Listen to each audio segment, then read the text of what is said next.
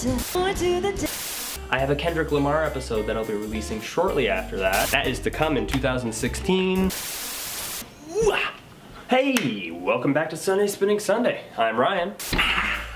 Welcome back to Sunday Spinning Sunday, guys. I'm Ryan. Now, I know, it's been a long time since I've done a Sunday Spinning Sunday episode. It's the first time in a whole year that I've just kind of not thought about Sunday Spinning Sunday. This time last year, I released my top 10 albums of 2015. Number 1 being Kendrick Lamar's To Pimp a Butterfly. I then did an episode early on in 2016 that I never released. Here's some clips from that episode. When Kendrick dropped To Pimp a Butterfly, I had to check it out. It was getting such high reviews that I needed to know why. What kept me coming back to the album was how complex and amazing the instrumentality and well constructed the album was. You can feel his emotion and his honesty. I love the man for who he is. I really feel like an album comes into your life at a certain time, just like To Pimp a Butterfly did, and then similarly with Good Kid, Mad City. Here it is. It came at a time where I started feeling a lot of the same kind of vibes. The first song that I started listening to before I dove into this album was Bitch Don't Kill My Vibe. I can feel your energy from 2 planets away. I got my drink, I got my music, I will share it, but today I'm yelling, bitch don't kill my vibe. And just 2 months after shooting that episode, Kendrick released Untitled Unmastered on March 4th, 2016, which encouraged me to shoot another episode on Easter to complete the Kendrick Lamar episode.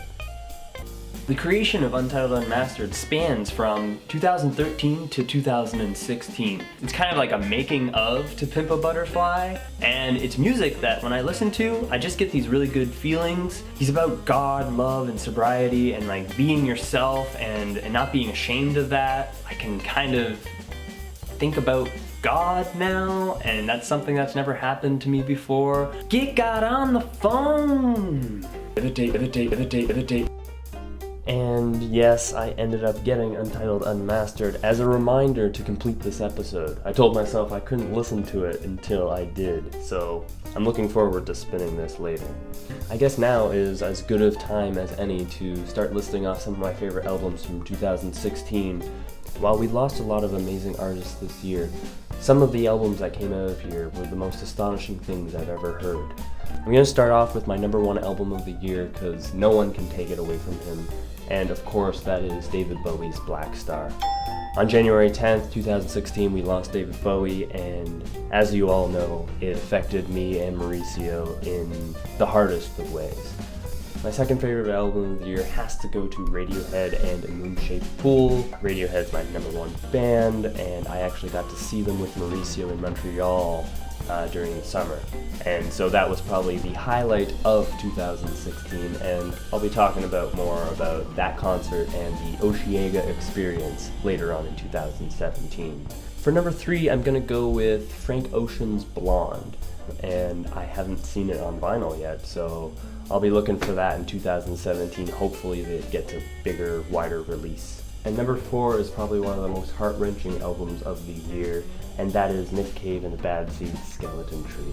This album was dedicated to Nick Cave's son who passed in 2015. Please check it out if you haven't. And that leaves us with number 5, and I'm gonna cap it at 5 for this year.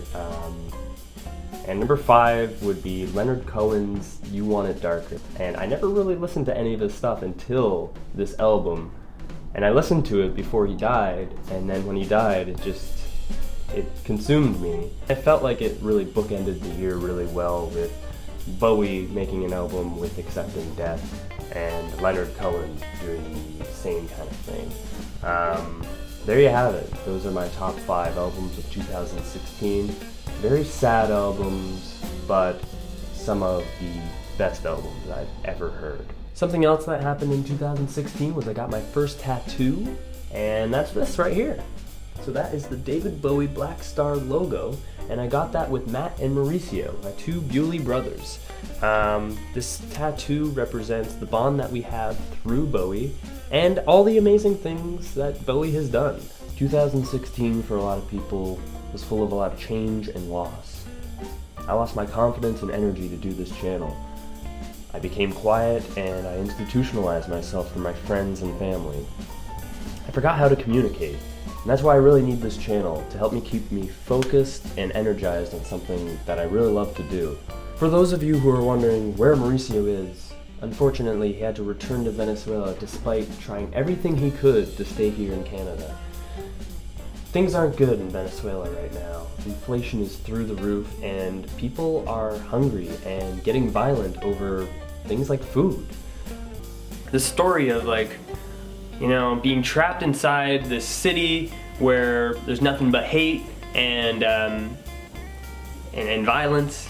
How do you deal with that? He still has such a love for his city that he comes back and he brings these new ideas to the city, and it's all about love. Hopefully Mauricio will return to Canada and Sunday Spinning Sunday.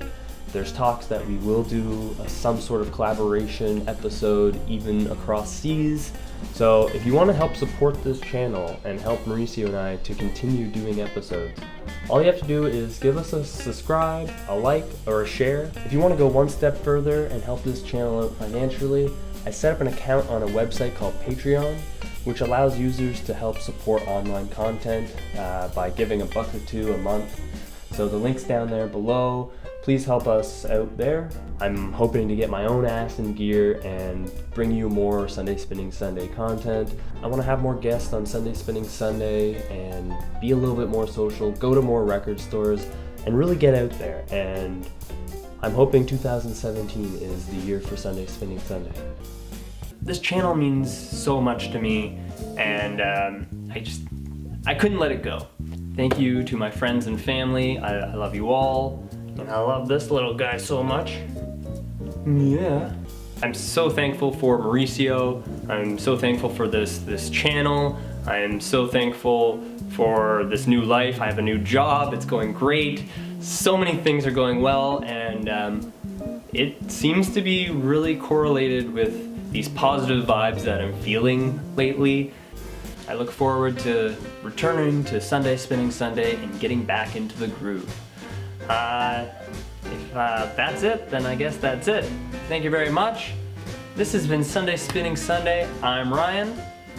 Take care, guys. Keep on spinning, and God bless you all.